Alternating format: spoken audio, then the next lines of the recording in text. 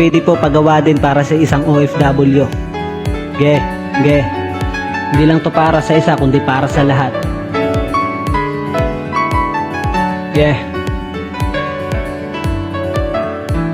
Haragan.